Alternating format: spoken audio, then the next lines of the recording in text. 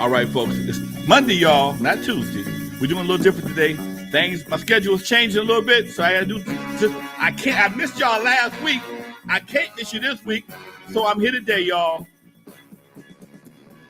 From the West Coast to the East Coast and everything between, folks. From Eve After Dark to concerts in the park. It's live with your boy Lonzo, the Godfather of West Coast hip hop.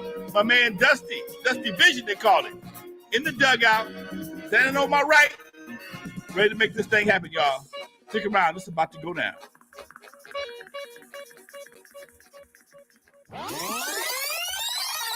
Dusty. Lonzo, what up, my dude? Oh, man, just coming back from a good time in Vegas, hanging out, doing what I do. Got a little R&R, came back with my hit the ground running, and it's been interesting, Doc. So it's been a ball, man. Shit, brother had a birthday, got older, a little wiser. You know, you think at least. You think you got a little wiser. You still as crazy as ever, but it's all good. What's happening with you? That's what's up, man. Glad, man. I'm sitting in 70-degree AC, man. I'm freezing in here, but I love it because it is hot as hell outside, boy. Man, look, I just turned my AC on. It ain't been on a God knows how long. I'm up here sneezing, all the dust come flying out there summer gun, but I'm glad to be here. Yeah, man. Well, we got a lot to talk about, Lonzo. Man, so much to talk about. But before we do that, let's talk about a very special day that just passed. June 22nd. Yes, June sir. 22nd, 1979, specifically, was the day that the Eve After Dark opened its doors. 45 years ago, man. Probably seems like a lifetime ago to you. But take me back to that day, man, when Eve After Dark opened up. What were your expectations? You know, just talk to me about how you were feeling. You know, dude, back then, Doc, I was scared, man. I was nervous because this is my first time doing something on my home court field, I should say. I've been doing Alpine for a while. I've been doing everything else around the community, but never anything on my home front. I only lived like 3 blocks from Eve After Dark, so it was really home for me. And N.W.A was just talking about that before I came on the air. We was laughing about, man, 45 years, a lot of things happened, boop, boop, boop. And it's just me, the fairy godmother, her daughter, Unknown, Sweet Ron, some other folks. We was there, man. You know, and it was the first night we had was kind of okay. It was a nice mild party. I mean, the Eve was wide open. The club, you can see from one side to the other. You can stand in one part of the corner of the club and see the whole thing except for the bathroom. So if you don't have you got to have at least about 150 people in the Eve for it to look crowded. Okay. The Eve holds 300 people, but again, because it's so wide open and we have a wide dance floor, everything is just, you know, it's a big old square box. And ain't no hide, and ain't no nooks and crannies, nothing like that right there. And I think he might have had about 85 people. It was a cool crowd, but it just wasn't packed yet. And that's how we rocked for the first few months, man. We get 75, maybe 100. And again, it wasn't until Cameo showed up, man, that we cracked off and packed it out, and we never looked back after that.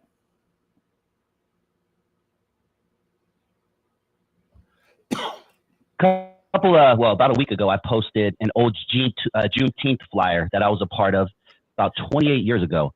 And the person in charge at that time of putting the function together was councilperson Marcine Shaw. Now, I barely knew Marcine Shaw. I knew her more through introduction through one of my mentors back in the day, Lewis. But I do know the name Fred Shaw. You mentioned that name before in the past. I've never met him. But what can you tell us about Marcine Shaw and how did she save the Eve After Dark, man? Tell us about that story too. Yes, Marcine Shaw was a deputy for Kenneth Hahn at one time. And I think at one time she was even she was county supervisor or something like that. Anyway, the Eve After Dark, we got shut down after me and that cop got into it. The cop realized we didn't have a youth dance permit, so they shut us down for like 6 weeks, and we had to go through the process. And they actually voted us down. They voted us down not to open back up. And Marcine Shaw single-handedly pitched a bitch and said, "Hey, we want these kids to have some place to go, blah blah blah blah," and had folks When they voted, they finally voted. We got our license, and I credit that to her. I met her once before she passed, and she, people like that, they do so much for the community, they forget particular incidents. But when I remember, and I dropped Jeffy's name, it rang a bell because Jeffy was a heavy hitter when it came to politics, especially in the county. That's where the Eve sits in the county. And later on, I met her son Fred, and I realized who Fred was. Her son. It was this dude. We just became instant partners, man, and we still kick it today. Fred writes for my newspaper. I talk to him at least once or twice a week. And in fact, I found a flyer that Marcine Shaw had was hosting a Juneteenth event back in 1990 something. If it was the same one I was part of, it was 28 years ago, so that would have been what, 96. Might have been it, Doc. And the flyer was on the internet. In fact, I have it. I'm trying to figure out why my screen doesn't download like it's supposed to, but I downloaded it so I can send it to Fred, and I know I kept it someplace. But yeah, a whole flyer with Marcine Shaw on the flyer talking about Juneteenth way back then. So yeah, shout out to Marcine, rest her soul. No, you guys can't see it, but that's the flyer I'm talking about. Yeah, that's the one I was part of, man. I actually rapped at that function. Wow. I have video of it to this day. I have video of it. Now it's digital, but I took video and I digitized it. So yeah, man. Wow. Great woman. I remember her. I like I said, I only knew her through introduction through someone else, but from what I understand, she did a lot for the city of Compton. Yep. She was involved in the county, and Compton is in the county, and that is her that's her claim to fame, Doc. Send me that flyer again, because I can't seem to find it in my downloads anywhere. But I remember because I sent it to Fred. Yeah, I'll send it to you right now as we're talking. All right, cool. Yeah, I'll definitely send it over to you right now. Yeah. So let's continue, man. Hold on 1 second. Let me hit send. Hold on. Yeah, so I want to talk to you about a couple of specific things tonight. But before we do that, I want to talk about a tweet that went viral this week. And I just want your thoughts on it, Lonzo. A female went viral this week for her tweet. I'm going to read it to you, and I just want your thoughts. Her post simply said, "If nigga work a 9 to 5, he lame as fuck." End quote. Meanwhile, her picture, she got fake everything, lashes, boot, like everything is fake on her. Well, she know a brother that works 9 to 5, he can't afford all her accessories. Okay, he can pay rent, he can pay car notes, he can buy groceries, pay utilities, but that extra that she gonna require, that HOA that she requires, that HOA payment that she needs to look the way she looks, and we came up with HOA today. HOA in the real estate terms mean homeowner association. My partner and I called it holes on accessories. Okay, and you got holes on accessories: lips, extra eyelashes, extra nails, extra hair, extra ass, extra titties. That shit costs money, and you put yourself into a position of maintenance that a brother, unless he got a real big ass, got a big ticket job, he can't afford you.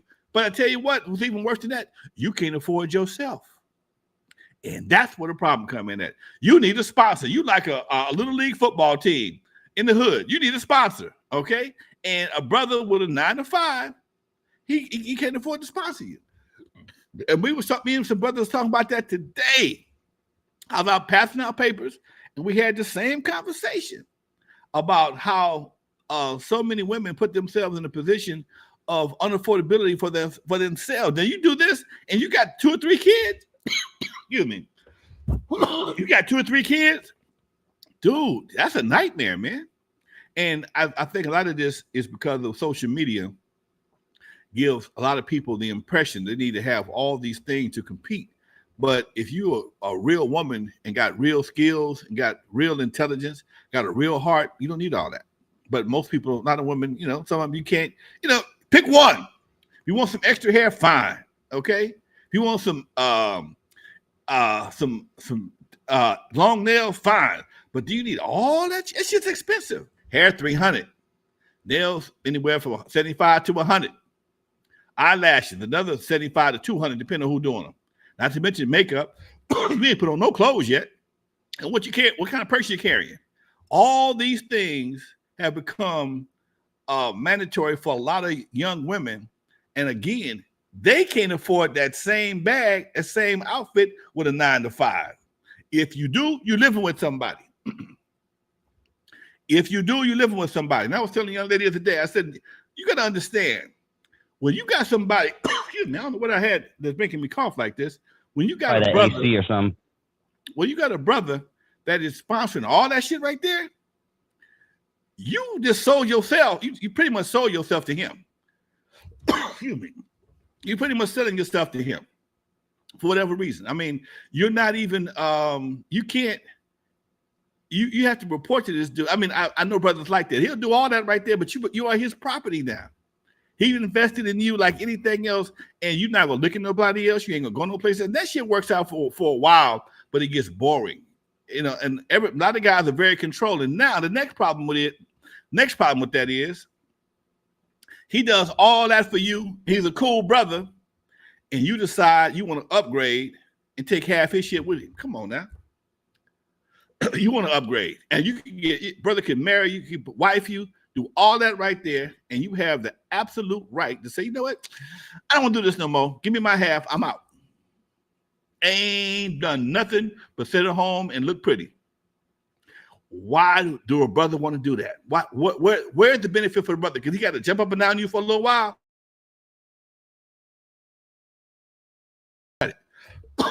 So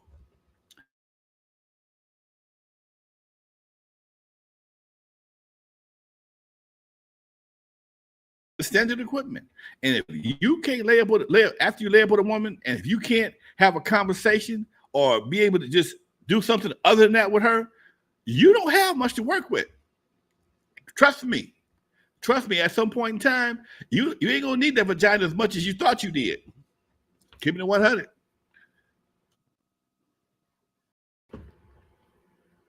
Keep it in 100. Folks. Yeah, hold your horses, everybody. We will be talking about the Compton pop-up concert for sure. We got a lot to talk about, but I just wanted to get that out. But before we move on, Lonzo, I've heard way too many hustlers, former hustlers, I should say, tell me you don't realize how hard it is just to make $10,000 as a hustler. Like you're better off with the 9-to-5. You know what I'm saying? It's really, people make the hustling life look so glamorous and easy. It is really hard to make a living hustling. It's like anything else, dude. Most hustles are either new technology or scams or something of that nature. And when you start any game, especially if say you start the dope game, nobody knows you have the bag, and the cops ain't up on you. Ain't nobody really checking for you. So you could go for quite some time under the radar. Ain't nobody trying to rob you because you ain't no big threat. But as soon as you get to a certain point, everybody's going to start looking for you, whether it's the doggone police, the jackers, whatever the case may be. They're going to start looking for you. Same thing with any new scams. A new scam can start off, ain't nobody hip to it yet. Excuse me. As time progresses, people start seeing what you're doing. They start investigating. They want to start being a part of it. So now everybody started to do it. I remember when I was making bootleg records, I was the king of bootleg records for about a year, maybe 18 months. Couldn't nobody touch us. When they figured out what we was doing, everybody's mama came into the market, flooded the market. Market had no more value. Same thing with anything else. So these are the kind of problems that you want to incur when you're trying to do something slick. And it just, and most times when guys do certain things as slick shit, at some point in time, they don't even invest the money. They just spend the money flossing, trying to look bigger than what they really are. I threw away 10 bands at the strip club. You fucking idiot. Anyway, folks, that's my take on what's on that situation. And yeah, you can't a 9-to-5 guy can't afford you. And if he was a high-powered, a high-valued 9-to-5 guy, would he want you? That's the next question. Why would he want a high-powered 9-to-5 woman on his team. There are a bunch of them out there, lonely, because they can't find nobody, no brothers on the same level. So why would they want to step down? Now it happens. It happens all the time with brothers, because brother will grab a woman from behind the counter of McDonald's. Perfect example. They said, it's been said many times, if Beyonce worked at McDonald's behind the counter, Jay-Z would marry her. But if Jay-Z worked behind the counter at McDonald's, Beyonce ain't gonna look at him twice. Bam. That's just how the game goes. So that being said, understand what I'm saying. Facts, dude. Man, all right, let's jump into something a little positive before we move into the niggaverse, Lonzo, because unfortunately the niggaverse is back. Summertime seems to be the height of the niggaverse. But something good that happened this week that brought a good light to the city of Compton is Kendrick Lamar's pop-up show. I don't know if you got a chance to look at it. I watched it live on Amazon Prime. Did you get a chance to look at it, Lonzo? I watched some of the clips, so I didn't watch the whole thing. Okay, some of the clips. Didn't watch the whole thing. Okay, I, as a hip-hop fan, I watched the whole thing, and as someone who has experienced a lot of moments in hip-hop in my 46 years on this earth, I would say that is up there within the top 3 hip-hop moments I've ever seen. I mean, I'm getting goosebumps just talking about it now, but just to give everybody and yourself an idea, Kendrick Lamar did a concert out here in Inglewood at the Forum. He brought out about 19 or 20 rappers before he came out. They all did one verse and then they headed off, and then Kendrick did his set. But I guess my favorite part of the highlight of it was the last 45 minutes. The last 45 minutes he performed Not Like Us 5 times. Now, I know you may think that's a little repetitive, people out there, if you didn't really understand it and things like that, but that is literally the hottest song in the world right now, and it's going to be the song of the summer.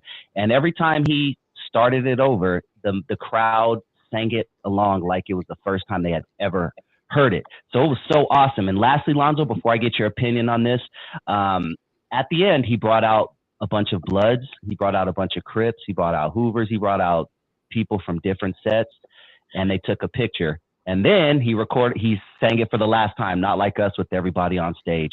But just hearing about that and, being from Compton and understanding what's going on right now with Kendrick Lamar, what are your thoughts on his pop-up show? I thought it was great, Doc. It reminded me of a big old same gang situation back in the 90s, okay? Last time I saw that many Crips and Bloods together was in 92, right after the Rodney King verdict. And everybody was showing love around the city. I think it was a great move, especially for the first week of the summer. That right there is a big move. Hopefully, we all praying, man, that we can have some kind of unity and peace throughout the summer of 2024. Especially in Compton. And then when you see that, people don't understand, when Compton leads something like that, that has a big impact. Somebody like Kendrick can change the tone of hip hop with that kind of movement. That can be, you can actually change the narrative from being gang violence to be gang compliant. I guess, I don't know, where you can just, hey man, I'm repping my set, but I'm not repping my set in a violent way. Okay, and I've always said this, dude. I'm gonna sound like an old man right now, but if I could see the narrative of gangsters change, and the pride no longer is in how many brothers you got walking the yard of Folsom or some penitentiary funded by some corporation that's using your labor as a modern day slave, well, to how many brothers you got walking the stage of Cal State Dominguez, Cal State US State, Cal State, wherever, doing something positive for the community. That would be a much better narrative. But again, that takes a little more effort than just pulling the trigger and hanging out. And that's where I think some community organizations will come in. If you can encourage brothers to go to school, get a trade. I ain't saying go out there and get you a degree. Degrees ain't for everybody. Degrees ain't for everybody. Everybody ain't gonna put on the suit and tie, but everybody can do something with their hands. At least give them some options other than what we saw, what we've had so far. There's a lot of schools, man. Southwest, Compton College. OG Steve, good looking out, brother. Much love, Steve. Oh, there he is. Much love, OG Steve. There's a lot of facilities, especially in Compton College, that will do everything but brush your teeth and wake your ass up in the morning to get you in school. So, and they have trades that you can take and apply and get real money, not just a 9 to 5, but you can go get you a real job, being a body and fender man, doing air conditioning repair, doing all kinds. I was there today.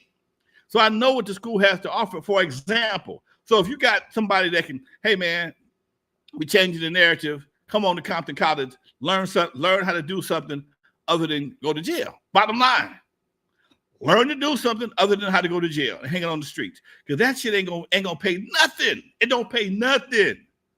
Nothing. So how many brothers you got? From this hood, how many brothers we got registered in Compton College? How many we got going to Dominguez? Because you'd be surprised at how many smart gangbangers out there. All gangbangers are not stupid. Sure. All gangbangers are not. I know. I've known several. All gangbangers are not stupid or not unintelligent. I'm gonna put it like that. A lot of smart cats out there carrying flags, but sometimes they just get caught up in the territorial situation and they use their brains for different purposes. But if you can repurpose your thoughts and put them into something that's gonna be productive for you and secure for you long term. Here's the crazy part. When you know brothers, like I know brothers who went through all that back in the 80s, 90s, and 2000s, when it was good money, when it was good times, when it was really popping, went through it, went to prison, got out, and now you can't melt it and pour it on them because they knew it was a mistake in the first place. They knew it was a mistake in the first place. Man, if I did this, when I had that money, I could have bought me a truck, bought me a fleet of trucks. And I hear this all the time. Man, if I'd have been thinking, if I knew about this trucking thing, man, I could have got rich. I knew one of my partners, man, his family ran the weed in my neighborhood forever. I mean, this whole crew ran the weed market in our neighborhood forever. Made big money. Everybody had a little issue at some point in time. Sat down, got a state paid vacation, came out, different mindset, and balling in the trucking industry now. And I'm proud of these brothers, man, because they did it a different route. But again, like I asked him, would you do it again? He said, no, man, I can't do it. I wouldn't do it again. I wouldn't recommend you do it again because it's too easy to do it the other way. It's too easy to do it the other way. But you think you're going to miss something because you have a camaraderie of brothers that can't but two of y'all hop in the truck at one time. So two of y'all, if you're smart, you take your girl with you. Get her a CDL, get her license, and y'all can drive with a tag team. A tag team. Okay, so there's so many options out there, man. That's just one. I mean, reason why I said trucking because I know trucking don't care about your record. As long as you can drive, they don't care about your police record. But I know so many brothers that have went through that situation. Like most of the guys in my neighborhood, all of them drive trucks or own trucks right now. But again, they could have bought trucks and had 2 or 3 trucks and retired by now, as opposed to still driving if they learned the game earlier. That's all I'm saying. Facts, man. Facts. Kicking some game, Lonzo. Going back to the Kendrick situation. Just a couple of days ago, he recorded his Not Like Us video in the city of Compton. And once again, from all accounts, all the video I've seen, it was a very peaceful event. It was very reminiscent of the Easy Street situation back in November that you put together. It was I looked at it and I was like, great. And the sad thing is, Lonzo, what sucks is I don't think one news person covered it. I didn't see one media outlet, obviously the Instagram pages and things, but I guarantee if something bad happened at that concert, it'd be the number1 story. With a fleet of trucks out there. That happens all the time. Unfortunately, I didn't cover it myself. I had a previous commitment. It was announced the day after the pop out.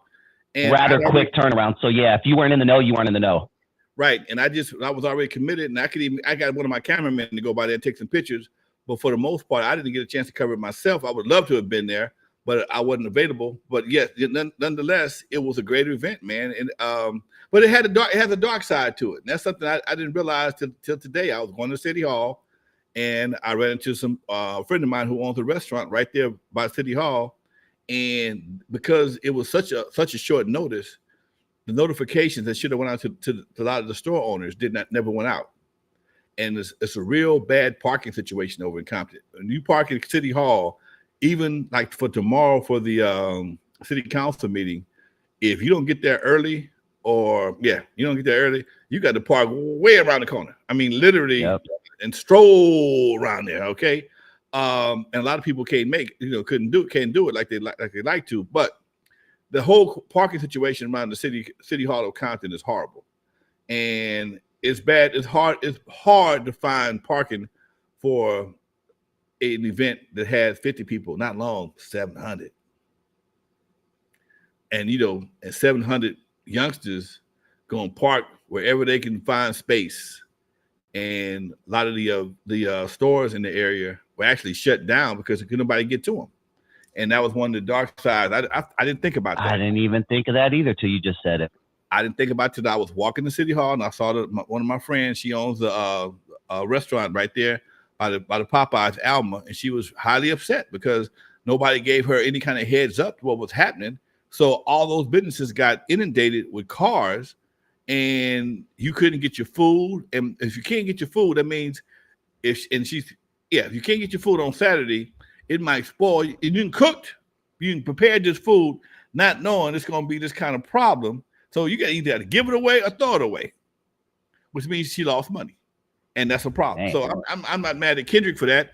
That's some logistics on the city, and I'm gonna do my best to get a podcast or get a show with some of the folks who are in charge of that situation. Hopefully, it won't happen again. But there was a dark side to that. I mean, again, the sun outshines the dark, but there's still a dark side. Yeah. How hard is it to get a parking structure right next to City Hall? I've been there several times. It's horrible. City Hall. What's that? There is one right next to City Hall. Oh, it's just full all the time? It's been there for decades, but it's not owned by the city. It's owned by a third party. It's a big, huge courthouse parking lot, holds about 300 or 400 cars, maybe more. Huh. Okay, but again, because it was such short notice, maybe didn't have a chance to coordinate with somebody to open up because it wouldn't have been nothing but some money. Nothing but some money. Okay? A lot of money. A lot of money. Okay? You could have charged $10 a head and they'd have paid it. You could have charged $10 a car, they'd have paid it just not to get tickets. They say, I understand that code enforcement was on one, tow truck was on standby. Anything in the red, anything near a fire hydrant was getting towed. Anything near in the red was getting ticketed. So, hey, it is what it is, Doc. Damn, the dark side that we don't hear about. The dark side. Yeah. Before we move on to the Niggaverse, we have not took a little trip to the Niggaverse lately, Lonzo. I'm gonna ask everybody to hit that like button if you haven't already. Just please smash it. It really helps out the show. It lets YouTube know we exist. So please just hit that like button. And if this is your first time joining the channel and you're entertained, you like what you hear, you don't like what you hear, but you're entertained, please hit that subscribe button. You are tuned in to N.W.A. Stories with Lonzo Williams and Dusty Vision. Now, let's take a trip, Lonzo. Let me strap up, get my spaceship going. Oh, man. Let me get my Black and Mild. Let me light up a Black and Mild real quick. Let me call my baby mama, tell her I'm never going to see her again. We are headed to the Niggaverse, Lonzo. Unfortunate situation. This past 24 hours, 24 to 48 hours, a drill rapper by the name of FOOLIO was recently killed. And you will remember this, Lonzo. We've covered FOOLIO. I looked at the videos just to make sure, and we did about 2 or 3 videos on this FOOLIO guy back in the day. And the first one that we did, Lonzo, was when he decided to record a diss video from his OPPS gravesite. He did a whole full-on production right there at his OPPS gravesite. He had big old poster boards with a dead person on it. Very, very disrespectful. But to give you and everyone an idea before I get your your opinion on this of what has gone down. He's been going at it with another crew, and I'm not saying that this crew is responsible, but hey, the crew is Young and Ace's crew, and they were going back and forth, this song, disrespectful, up in the ante. Now, this dude, FOOLIO, who was killed just this past 48 hours, he had already survived 4 shootouts, Lonzo. The last one, he damn near lost his foot. He's been in a brace since his last shootout. And he was killed celebrating his birthday. He gave out his location to a lot of people. His location somehow got out there. They got kicked out of an Airbnb, moved the party to a Holiday Inn, and that is where he took his last breath. A lot of people are saying that he was backdoored. We're going to unpack this thing because there's a lot to unpack, but I guess the first question, Lonzo, does this point to karma, the bad energy that he was putting out? What do you think, man?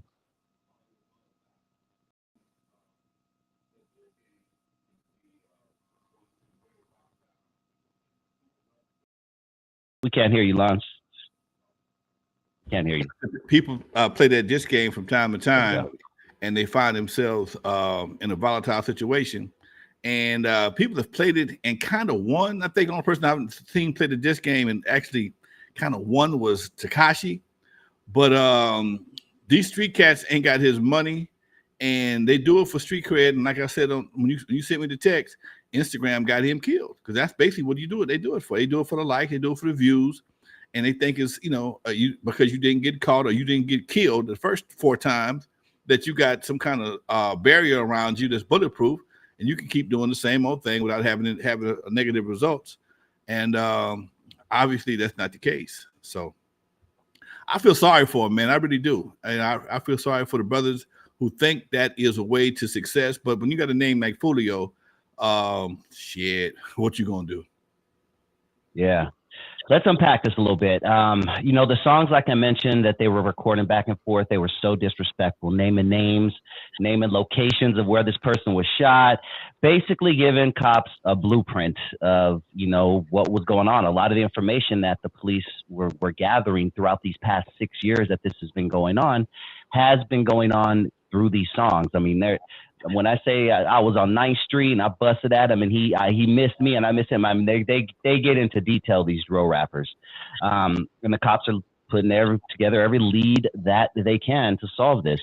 But talk to these youngsters, man, who think it's okay to just say stuff online, not knowing that, like your boy, when they played the Colors, they played the movie of Colors when he was on trial.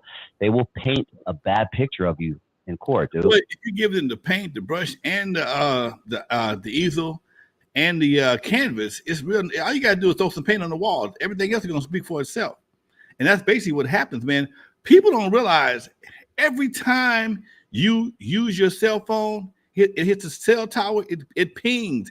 They know your location every time you dial your phone. You don't have to tell nobody where you are. It helps, makes it a little easier. But if they want to track you, they can find you just by your cell phone. Track the cell towers that your cell phone hits as you're making your moves. And to do something like this, and knowing you got ops that's looking to kill you, one, it's not very bright, and it's really sad that somebody's that ignorant to think they can keep doing this. It's like playing like kids think, nan, you're on the freeway going, nan. All right. It's like a bullfighter. You know damn well at some point in time, that bull gonna get your ass. And that's what happened, Doc. Bull got him. Yep. It's hard. It's really hard, man. And I know it sounds really fucked up. It's really hard to have pity for somebody who intentionally does dumb shit. For attention. Maybe he got what he wanted. I don't know. Some guys have death wishes. Okay, I don't know, man. But to do that consistently is a sign that you may have a death wish. And that's not something I understand or can even explain, but it is what it is. Mm-hmm. Lots of people are saying it was a setup. The YouTube police, the Reddit police, they are sitting behind their screens just like you and I are. They're piecing this thing together. And they're talking about You know what? Talk to us about how much trouble someone could get, Lonzo, just by sending a text saying he's here at the Holiday Inn. Come get him. People think they can send that and just walk away. You know, it's amazing, man. People always want to blame somebody else for other people's stupidity. Okay, that man chose to do what he did on his own. Okay, YouTube police ain't got to do shit but sit behind their desk and watch this shit unfold. What they need to do is ban all gang activity on the fucking internet. That's what they need to do. They watch it. They'll ban me for saying what I'm saying. They won't ban you for doing dumb shit. Okay. Facts. They need to ban all gang activity off the internet, TikTok, all that shit. It won't have no value no more. Right now, it's value. Okay, and that's one thing I dislike about the internet is that whether it's positive or negative, it's still a click, it's still a view, it's still a interaction, and it's monetizable no matter what it is. And that's the part that's really, really disheartening. Whether somebody likes what you do or hate what you do, it's still a plus.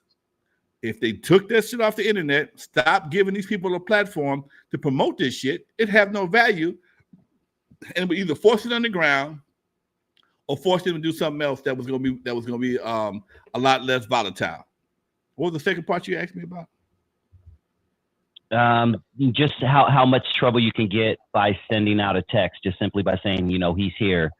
Come You get are him. an accessory. You are an accessory.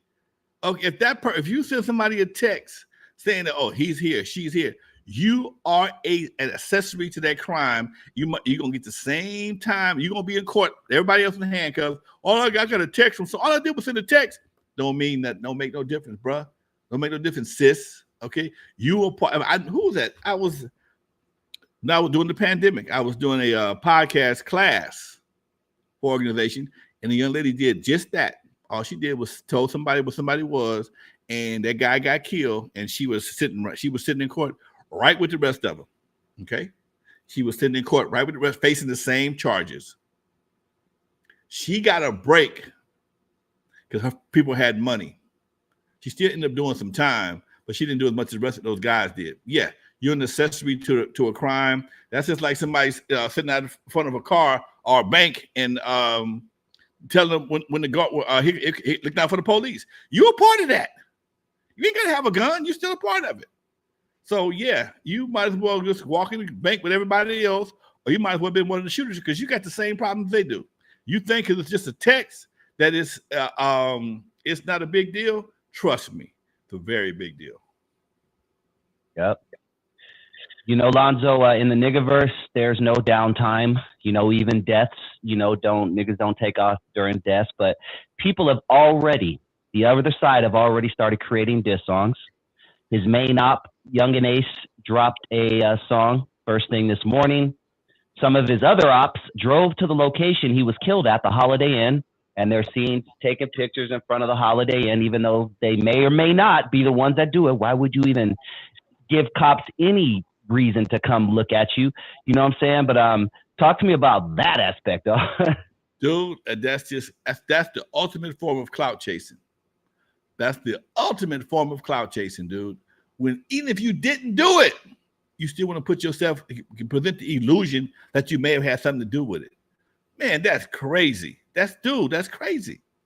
You putting yourself in direct line of fire for the ops and the police. And then when you get rolled up on by the ops or the police, you're going to be crying. See, that's why I can't feel sorry for fools, man. I can't feel sorry for them. You put yourself in a position that you didn't have to be in, but then when something happened to you, we all supposed to cry. I can't cry. I cannot cry. I can't cry. I can't cry. I can't even feel sorry for you. I feel sorry for your family because they let your ass go this long being that stupid. But, you know, if you making, here's the bad part. If you're making money at it, people will still cheer you on and be crying at your funeral. Oh, he was making money. No, yeah, he may be making money, but look at the cost he had to pay for it. And that's what I keep telling youngsters all the time. All money ain't good money. I don't give a damn how green it is. All money ain't good money. And that right there is the perfect example. Yeah, it's almost like you're reading my mind, man. Speaking of making money, Lonzo, the cold part is within the past 24 hours, His Instagram has gained 200,000 plus followers in less than 24 hours. His music has gotten millions of views since his passing. I mean, somebody is getting paid off this man's death, and I highly doubt it's his family. Right, and you know, and that is the sad reality, Doc, is that once you're gone, you're more valuable. You're more valuable for a short period of time. Some are more valuable for a long period of time. But I never heard of this guy before until he got killed. So that goes back to 80% of the people we talk about. I don't hear about. I don't know. I've never heard this guy's music till he's dead. I didn't know he had any music out. Yeah. But again, you know, his ops or his people will support his memory by, you know, listening to his music and, you know, in his honor. Meanwhile, somebody getting paid. It's probably going back to the YouTube because unless he had his shit together, they don't know where to send the money. Exactly. Yeah, or some white guy who, I don't know, but I doubt if it's his direct family. I'm going to have to look into that. We're going to touch base on that next week because I'm very curious to see that. You know, this is very reminiscent of something else that we talked about at length when it happened. Just maybe, was it 4 years ago, I do believe? But we talked about Pop Smoke, very popular New York rapper who came out here. He did a show, he didn't do a show. He did a Instagram post where his address accidentally got shown in the background. Long story short, just hours later in the middle of the night, a bunch of kids, and I do say kids, ran up into his house, shot him while he was in the shower, ends the life of Pop Smoke, who was going to be the next greatest rapper, according to a lot of people. Well, I say that to say this, Lonzo, but the young man who was responsible and was charged and convicted of killing Pop Smoke was just released this week because he was a minor. He's 21 years old. He was about 17 at the time, so he was a minor. Woo! Talk to me, dog. There's so much I want to say, but I don't know even where to start. Now, he's going to have, I don't know where he paroled to or where he was released to. He's going to have two different sides to his story. One, he may be hunted by Pop Smoke's people. He may have a target on his back, but also he's going to be the man that killed Pop Smoke, depending on the positive side, if there is if you can call it a positive side. Positive side. He kills Pop Smoke, but he killed Pop Smoke. So that being said, he got a target on his back as well. 721 or not.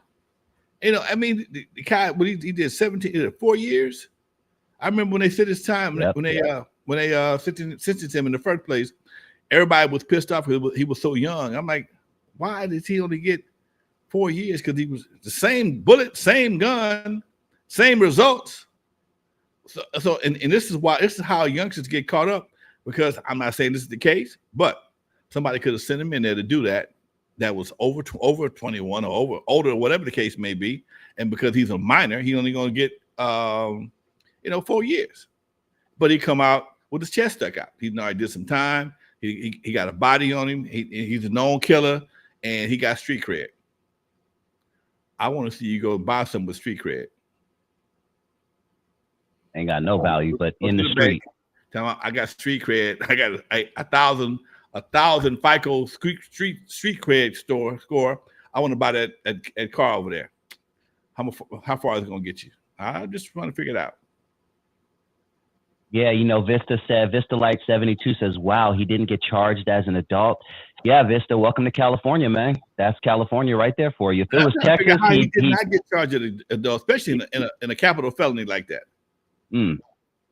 Yeah, I don't know. I have no idea how that didn't happen, man. But yeah, if it were Texas, he'd be under the jail for 3 lifetimes. I mean, it wouldn't. Usually when a murder is committed, that's a burglary and a murder. Usually they book you as a adult. I don't understand. People must have some money also, because that's not a common practice. He must have a super clean record and a real lawyer. That's the only thing I can think of. Don't know the case personally, but that sounds like the scenario that would do that for him. A real good lawyer, a clean record, and somebody with some money. Because usually your ass is in jail till you 20, they give you 25 to life for a murder. Okay, you just transfer from juvenile court Be juvenile jail to prison. And I've seen guys do that to have that scenario for a lot less. Man. Yeah, OG Steve mentioned that he is the brother, and this information came out after. He is the brother of a pretty popular rapper out of Los Angeles who is locked up right now for similar crimes. He goes by Treyway.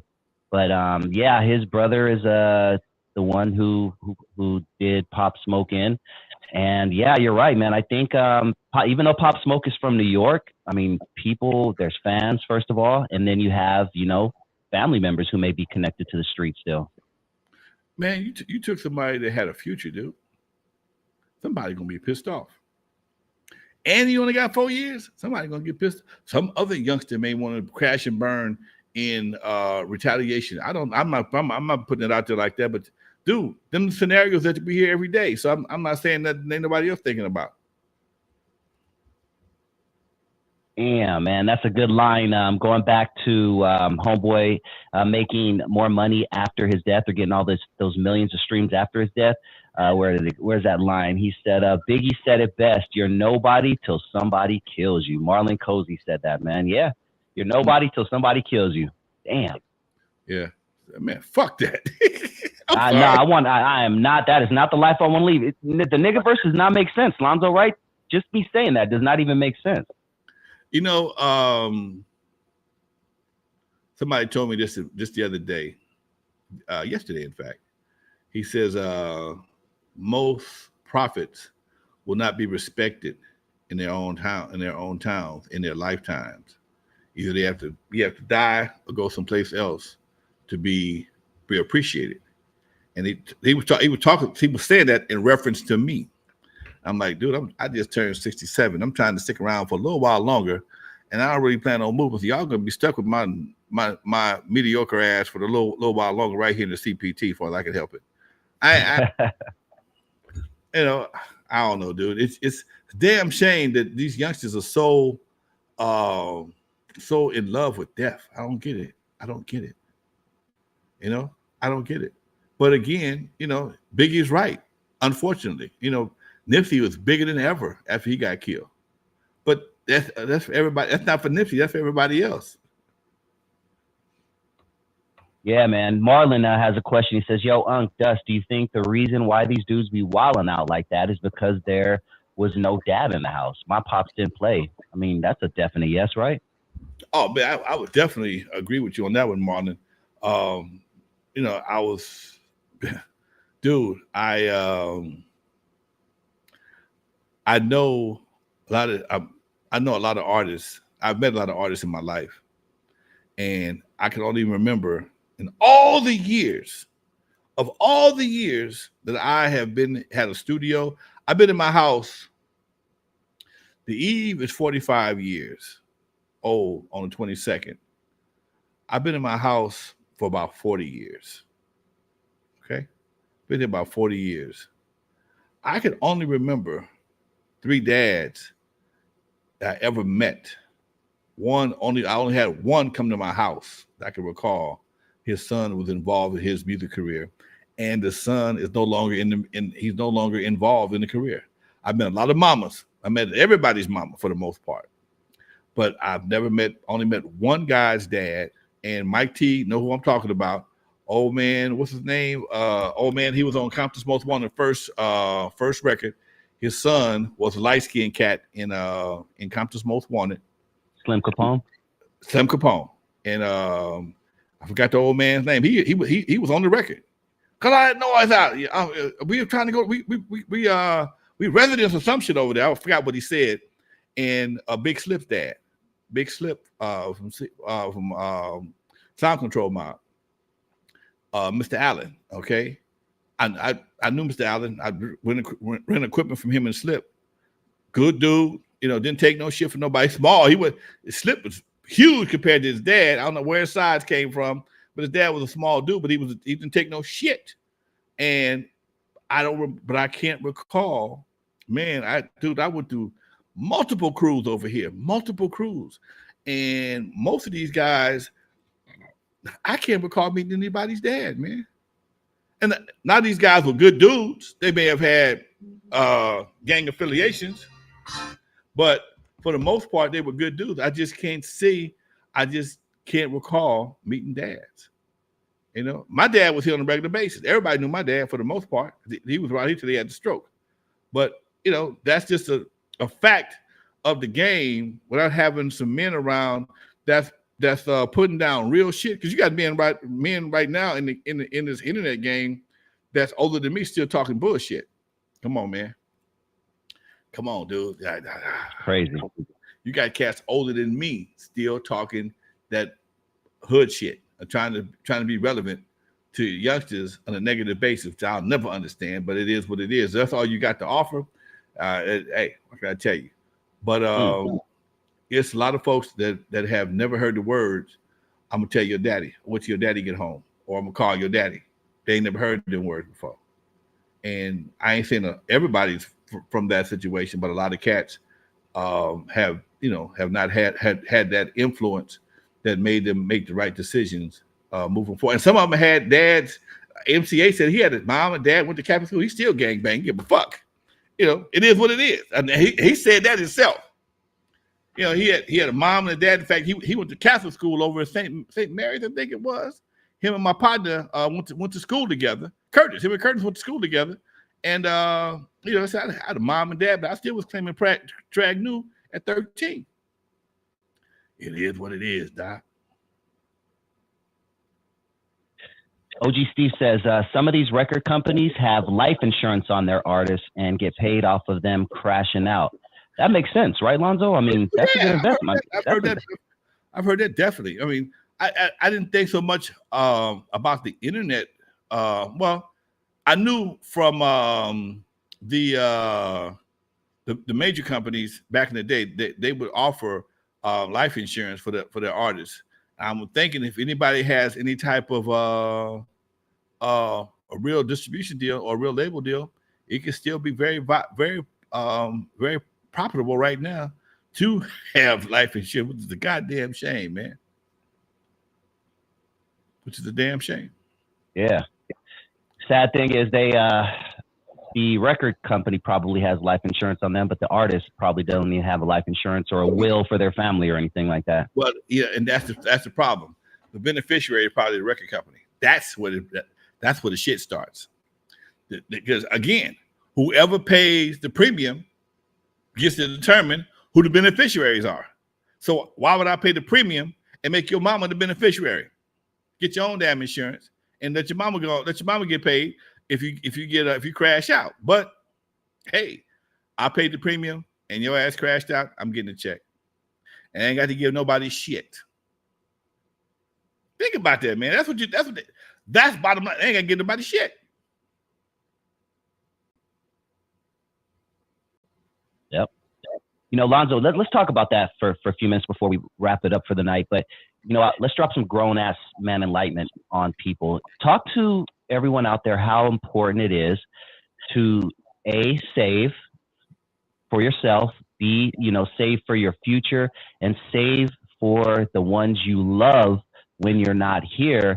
That way they're not fighting with banks trying to get money and take, you know, from here. Talk to that. Let's talk about that, man. Talk to me as an older gentleman who just turned 67, how important that is.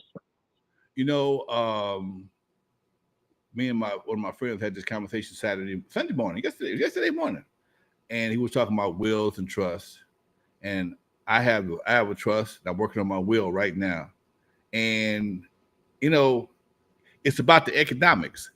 I've been living here for 40 years, man. If something happens to me, my house goes into probate, and the state is gonna take a chunk of that shit just to process who's gonna get what. I got 5 kids and 5 grandkids, 6 grandkids. So it can get messy, and they're gonna charge you for that. And they may make at the end of the day, they may make you sell the property just to pay the state. Now everybody is broke, or the property is gone, and the legacy that I built, that I paid by myself, you can't afford to pay for it. You can't even do it. So I learned a long time ago, man. Because back in the day, I ain't gonna sit there and tell you I was no financial genius. I'm not gonna tell you that whatsoever. I'm gonna tell you I fucked off my money like everybody else did because I didn't respect it. But at one point in time, I got tired of living day to day. I got tired of having to scrape and pay my house note, you know, paying late fees because I didn't gamble. Not say gamble. I didn't try to invest the money in something that didn't win. So now I'm hustling to play catch up. I don't do that no more. I stopped doing that years ago, and it makes you sleep so much better when you know you got a little something sit on the side. And if you don't get this check, you ain't worried about it. I got this over here to take care of that right there. And I think that's one of the things that, even if it's not a whole lot of money, I tell my son, you got a car, man, put at least $750, $500 away. Put $500 in the bank you don't touch for no reason but other than your car. Why? Because if something happened to your car, like it did, and it cost $750, and you got $5, I got $250. I can help you. And it's a difference between help and assistance. The difference between help and assistance. Help means I ain't got nothing. I got a problem. I ain't got nothing to pay for it. I ain't got nowhere to pay for it. So I'm doing whatever I can to get myself to. I'm ready to go to debt, sell stuff to get what I need to get out of this situation. But assistance means, look, man, you know what? My car's in the impound, Pops. I got 500. I need 500 till next week or whatever the case may be. It's much. I tell my son it's much easier to give you 500 than it gives you 1,000. That's with anybody. Some people act like they can just spend all their money and depend on your money. You can't do that, man. You can't do that. You can't spend all your money and depend on somebody, your mama, your girlfriend, your boyfriend. And that's one of the things I'm seeing a lot when I listen to some of these videos on Instagram and Facebook and TikTok. Women think that somebody owed them something because you're cute. Why would you want to put yourself in that position? Why would you put yourself in that position to move in with some guy that takes care of you? All of a sudden, you can't do nothing. You under his thumb because he gave you some eyelashes and some fingernails and get your hair done. You were his prisoner. Okay, Jennifer Holiday got a song called "I Don't Want to Be Your Prisoner." Well, I don't want to live under your live under your spotlight. Okay, you got men do the same thing. Or you think you chilling because you at a girl's house and she got Section 8 or a good job, either one of them, and you go over there and lay down a little something from time to time, and she ain't tripping for now. For now, that's the key word, for now, because at some point in time, trust me, they're gonna trip. Trust me, they're gonna trip. And what you gonna do? You're gonna be that brother out there in the snow with a suitcase and his PlayStation in his hand, trying to figure out what the next move is gonna be. And this is how cats end up homeless. You get comfortable and you get comfortable. You start taking things for granted. And most cats don't even think if you at home without a job, man, the house supposed to be clean as a some bitch. The yard should be tight. The kids she didn't have to worry about nothing and even at that, it can't be no long-term situation because you still got to play your role. If you fortunate enough to get with a girl that got her own spot and you fall in your ass for a minute, dude, you got to step your game up for a minute to keep her happy, take the pressure off of her the best of your ability while you're looking for a job or some way to make some money and till things change around. But if you don't do that and you playing PlayStation all day long, how much you waiting on something to happen? You know, my boy got something. He turned me on. No. That's gonna get old. You're trying to break into rap at 49 type shit. Yeah. I got this. I'm supposed to get hooking up with so and so. I got my mixtape coming in, and she out there grinding on that 9 to 5 that people don't think, women think is such a square move, but that's what's keeping the lights on. That's what's keeping the house, the rent paid. That 9 to 5. Get the fuck out of it, because we don't ask for the same thing women do. Hey, folks, it's time to go. That's hilarious, man. That's some grown-ass man enlightenment. Before we head out, please hit that like button, and thank you guys so much for joining the show. Shout out to the chat. We love you guys. We will definitely see you next week. Hit them with that outro, Lonzo. For those who never heard of me, I'm the first one to put Dr. Dre in the surgery, stuck Ice Cube in the freezer till he got cold on the eve after dark, 50-yard line at the Super Bowl. In the movie Straight Outta Compton, they played me like a hater of rap. Don't believe that Hollywood bullshit, because it was all cap. My history goes deeper than you will ever know. Just remember that N.W.A. stands for Not Without Alonzo. Peace, y'all. We are out of here like last year.